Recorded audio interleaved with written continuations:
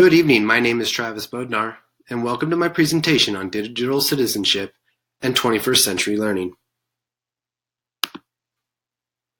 Digital citizenship is defined as someone, in our case students or children, who recognize the rights, responsibilities, and opportunities of living, learning, and working in an interconnected digital world, and they act and model in ways that are safe, legal, and ethical. Digital citizenship is not solely limited to the student's time at school, but rather their current situation inside and outside the classroom, including that of the past, the present, and the future. But what does it mean to be a good digital citizen?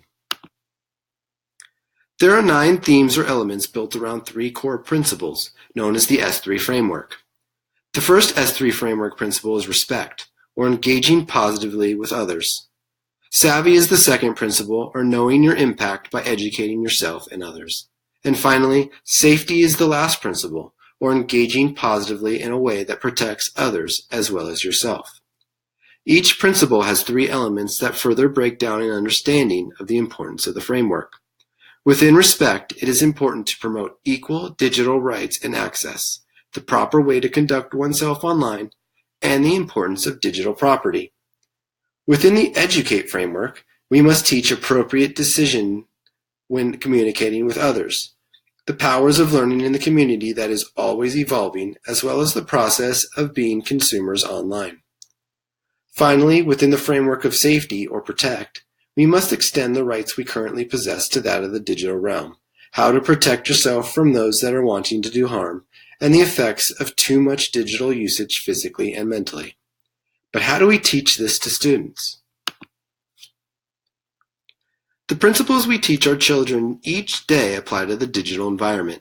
Some of these include treat others the way you want to be treated and report bullies.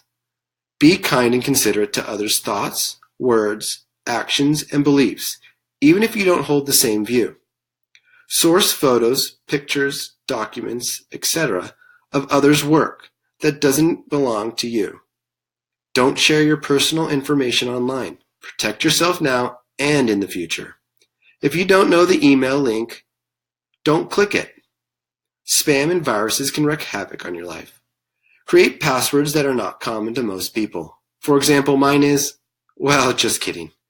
Keep your information private. Finally, the physical safety of our students and children is most important to us, and it is important that we extend that to the digital world. Don't meet up in public with anyone you don't know. But what do our students need to know at school? Students should know that their digital footprint and identity is permanent. The choices they make have consequences pertaining to the safe, ethical, and legal behavior they display. The rules and procedures provided at school might be different than the ones at home. We are not their parents, but while using the technology we provide, they must respect the equipment and rules we specify. Working with technology in our classrooms and school environment is a privilege. The digital world is not the end-all be-all. We encourage students and their guardians to get off the computer or phone once in a while and go enjoy a sunset, a hike in the hills, or a board game with friends. Beyond the importance of teaching students safety and ethics online, there is a purpose for digital learning beyond their educational years. Our children must master and possess 21st century skills and abilities to be competitive in a global financial economy while being conscious of their environmental presence, personal health, and literacy in their civic duties as citizens. These skills they learn in the classroom are built around the 4 C's of communication, collaboration, critical thinking, and creativity that are developed through their positive interaction with the digital world as good digital citizens. We want students to communicate with classmates, other students around the world, and professionals to better understand how their daily learning and build a curiosity that can be further their growth as lifelong learners. As educators, technology should be used to drive students working together to solve goals and solutions. Technology should link learning from different content areas and ultimately force students to find an interest in problem solving.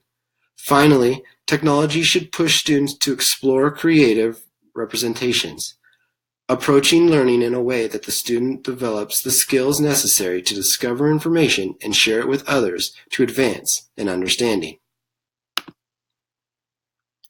It's projected by some reports that nearly 50% of the current jobs will be non-extinct in the next 25 years.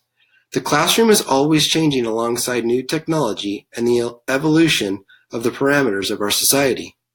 The future of the classroom will continue to ask students to apply the skills and attributes they develop to analyze, create, demonstrate, and evaluate to much further reaches than the assignment they face in front of them. It is our goal as educators to advance your students into the future by teaching them to be good citizens online in the world community, as well as the community in our schools. With the collaboration of parents, we can ensure that our students are successful to be the leaders and role models for their future children. Thank you for your time.